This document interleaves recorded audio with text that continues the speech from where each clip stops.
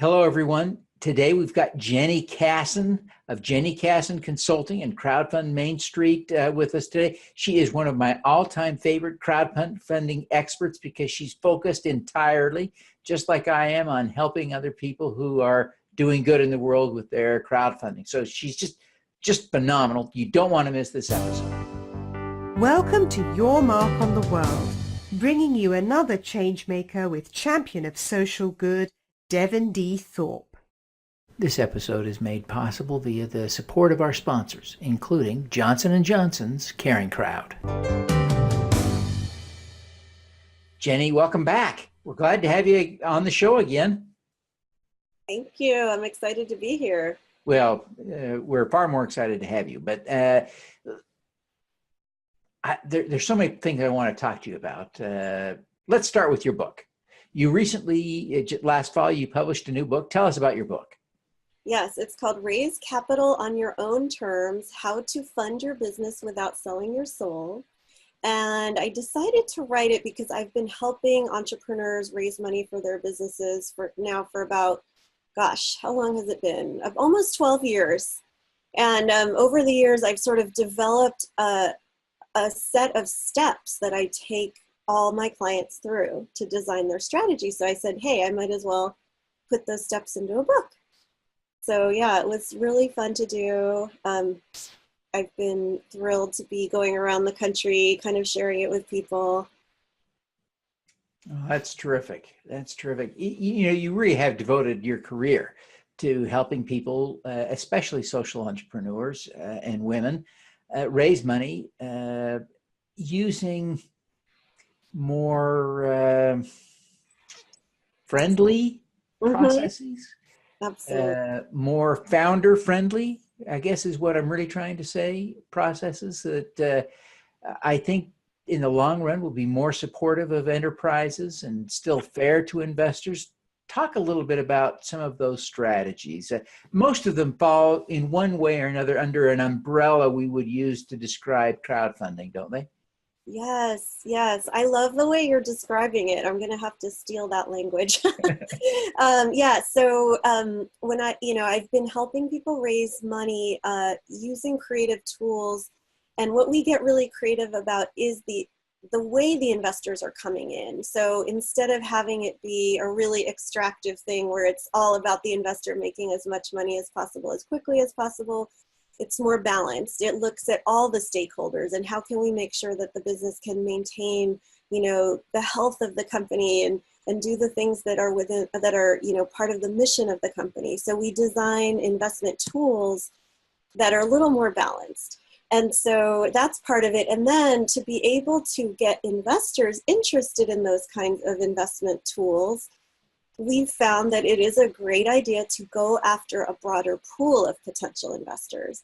If you take an offering to a venture capitalist and say, hey, I'm really looking for investors that don't want to get rich quick, that want to grow with us slowly, and, maybe make a 5 to 7% annual return, they'll laugh in your face. So yeah. But they're not a good fit if you want those kinds of terms. But the good news is that, believe it or not, over 99% of investors are open-minded about terms. If you just open up your definition of who an investor is, you can find the investors that are going to be a great fit for you and will come in on your terms. That really is encouraging.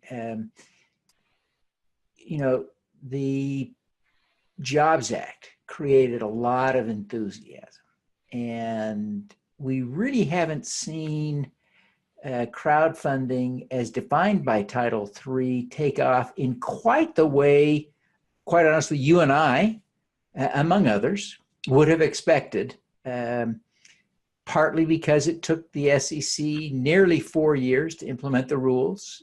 Some of the enthusiasm and capital that was headed that direction, I think, left. But why do you think the market for crowdfunding equity hasn't taken off quite like you and I expected? Yeah, I honestly don't know exactly what I expected. It's interesting that you say it hasn't taken off because I'm not sure what would have been taking off, there's definitely a lot of people doing it now. I guess maybe some people expected it would be a lot more, but I think I kind of like the fact that it's kind of slow and steady. I'm kind of glad, believe it or I know this is kind of sacrilege to say, but I think it's kind of good the SEC took so long, because there was a lot of hype. There were a lot of people hoping to get really rich quick off of crowdfunding. And I think it's kind of good that some of those people fell by the wayside and moved to other things, because, it is something really serious to bring on investors. And I think we want it to be kind of a slow and steady, deliberative, slow growth process. Let people kind of dip a toe in the water little by little, get more and more comfortable with it. So, I've been pretty happy to see what's been happening so far. Some of the platforms are not exactly in alignment with the whole reason I wanted this law to pass in the first place. But, it's nice that there are quite a few different platforms, and each one, it kind of has a different sort of focus and message. So I think, so far we're doing okay in terms of the evolution of this way of raising money. And hopefully it'll just keep getting better and better, slowly but surely.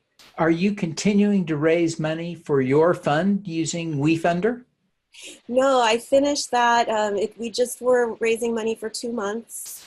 So we reached our goal through WeFunder, and then we followed WeFunder up with another raise that was what we call a 506c raise that was open to accredited investors only. So we reached our goal, and we've deployed all that money. But Great. We're really happy with the results of that. So we will probably eventually do another one. But yeah, doing a fund it's labor intensive. It's a lot of work. And so I've been really thinking about what is the best way to really make a big move of the needle when it comes to democratizing impact investing. And so now I'm focusing more on having a better crowdfunding platform that's really, really focused on impact investing and, mission-driven businesses and businesses that are less represented in the world of fundraising. I think that is a way to move the needle more, because it's so much easier for each individual issuer to do the compliance to raise money than to do a fund. So I'm focusing on that now, although I'm sure we will probably get another fund going eventually as we start to see what happens with this fund. Now, most of us who know anything about crowdfunding know that you can't raise money for a fund under Reg CF, but you did. So tell us about how that works. Oh no, did I break the law? No. Okay, so the way we did it is it was done out of a nonprofit that's been around for many, many years. And so it's a nonprofit that has a lot of activities going on, all kinds of programs. And so the fund was really just one small piece of the activities.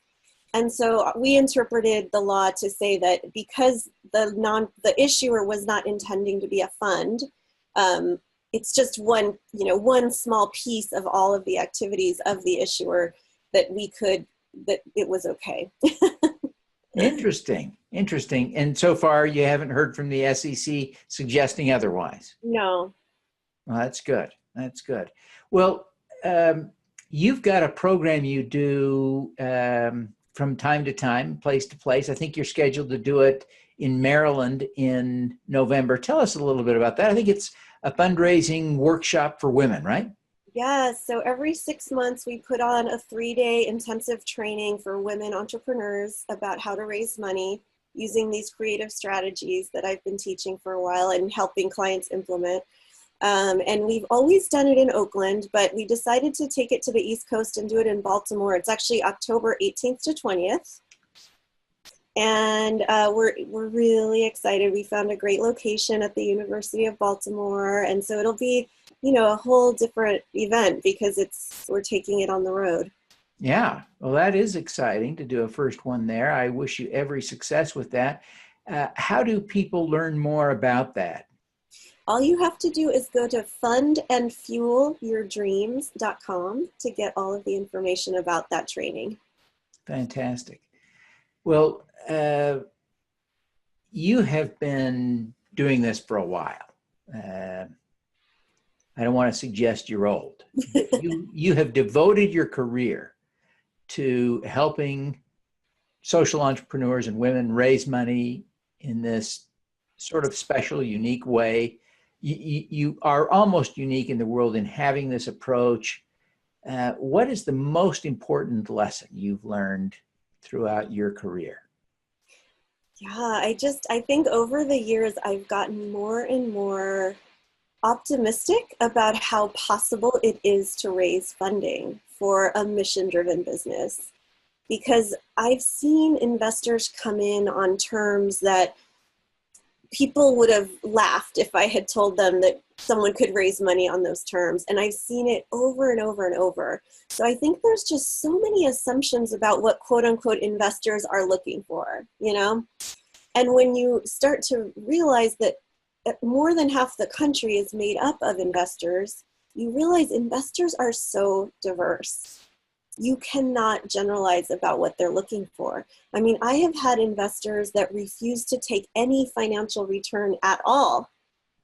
And and not just one, a few. I've had other clients have those kinds of investors because they just feel really strongly that they were lucky enough to have wealth and they don't feel that it's right to take any return at all.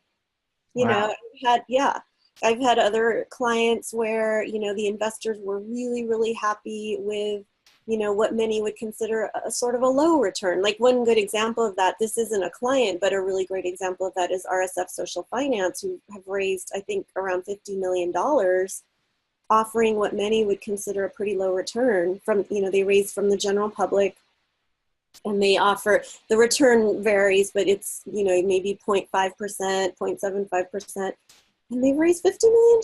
So I just, and I keep seeing it over and over, just all these amazing investors out there connecting with amazing entrepreneurs and just the relationships that come out of that and just the inspiring things that happen. So, and I feel like it's that movement of investors that are kind of more open-minded about what's really important to them when it comes to putting their money into something. It's so exciting. And we, in addition to working with a lot of, we spend most of our time talking to entrepreneurs and working with entrepreneurs, but we do spend some time as well cultivating that movement of investors, because we want more and more of those people to be out there for our investors, for our clients to find. And we actually created this website called movemoneycoalition.com.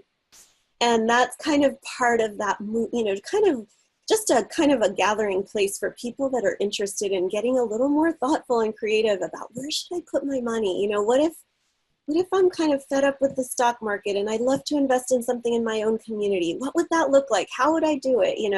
So it's a very, it's kind of a labor of love. A bunch of us got together and created this website. There's a lot more that could be done with it, but it's just a place where we're gathering, resources, people, organizations, videos, articles, books, for anyone who's interested in just being part of that movement of moving your money into things that you just love and care about and into the world that you want to see.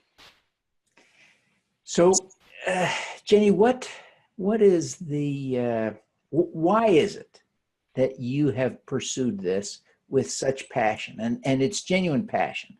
I've known you for a while and you really care. And you could be doing anything. So why on earth do you care so much about this? Yeah, there's so many amazing people in the world who are under-resourced. And I think all the time about what they would do. And I know you see this all the time too, just massive numbers of people that if they had the freedom to just share their gift, that amazing thing that they do and that they're so passionate about, it would completely change the world. The world would be 1,000 times better. And so I'm just, anything I can do to move resources into those kinds of people. And, you could do that by saying, oh, well, let's raise money. Let's raise charitable donations, which is great, but that's kind of a small amount of money. There's a lot of people competing for a fairly small pie. And I look at Wall Street with the trillions of, how much, I guess, is it $30 trillion plus dollars?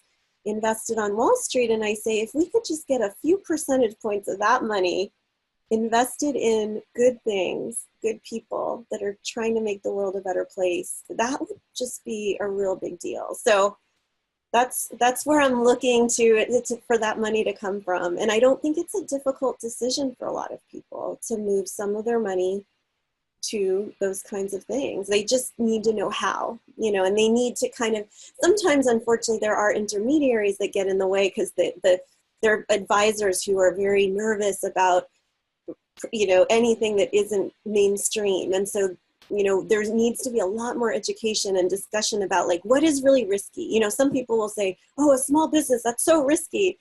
But it may not be so risky if you know the business and you know the founder and you know how passionate they are, and maybe you're a customer of theirs. Maybe it's not that risky compared to the crazy casino stock market. Yeah. So Jenny, what's your superpower? I think seeing people's amazing superpowers, and seeing that and just getting really excited about it and wanting to help them get the resources to make it happen and really believing in them. Because I see it over and over.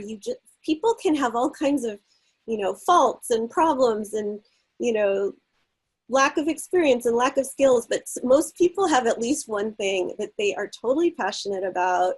People, get turned on and excited when they see that person talking about that thing or doing that thing.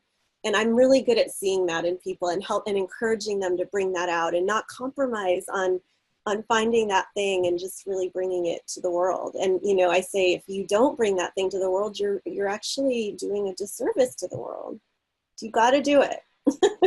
Fantastic. Well, Jenny, thank you so much for taking the time to be with us today. Before you go, would you remind people how they can find you online and connect with you? Yeah, so my website is jennykassan.com, JENNYKASSAN.com. And of course, you can find out more information about our October event there, and you can sign up to be on our mailing list so you can hear more about how we progress democratizing capital.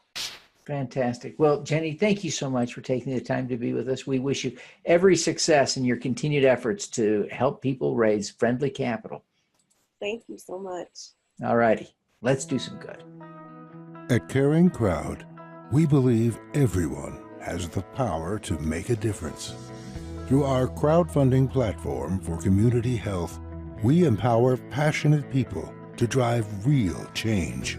Whether you work for a nonprofit organization, volunteer, or want to get involved for the first time, you can post a campaign on Caring Crowd. Join us, because caring is where change begins. Thank you for listening. This podcast is available at youtube.com/Devin Thorpe. Subscribe to this podcast on Stitcher or iTunes by searching for Your Mark on the World. Every weekday, Devin hosts a CEO, celebrity, entrepreneur, or other changemaker here on the Your Mark on the World show to inspire and prepare you to make your mark. Devin is a champion of social good, writing about, advocating for, and advising people who are doing good. He is a Forbes contributor who is a recognized thought leader in social entrepreneurship, impact investing, and crowdfunding. To book Devin as a speaker, visit devinthorpe.com.